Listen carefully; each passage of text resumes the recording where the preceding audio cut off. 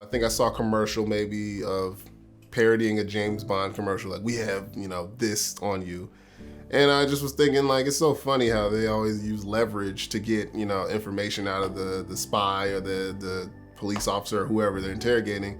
So I was just thinking, like, what if they have the wrong stuff? What if they just, and then it just snowballed into that. Like, what if they don't have his brother?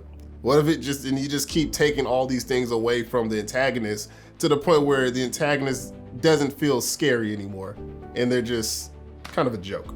Because of the space that we were working in, and because of the kind of the nature and the sense of the story that we were developing, I knew that I wanted to use tungsten light. So essentially what we ended up doing is we had several ARRI 650 lights that were tungsten, that were hung way up on the ceiling in the warehouse that we were shooting stuff at, basically essentially pointing straight down, so you get that kind of overhanging interrogation light type feel to it.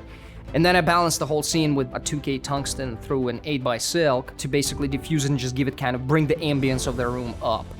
So after the lighting for the characters was done, essentially the next thing of the puzzle was to figure out, well, how do we want the background to look? Fun thing happened is there was this cart in the space that just had those like square mesh on it, and so what I ended up doing is I just bounced the 300 straight through that with basically a blue-green gel.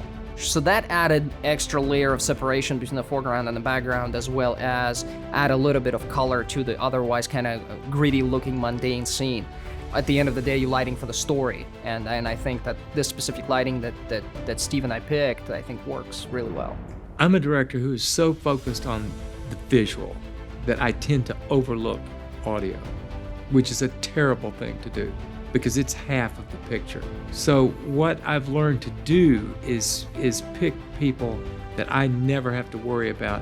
When I see them show up and they have RØDE products with them, I know that I don't have to worry about the audio.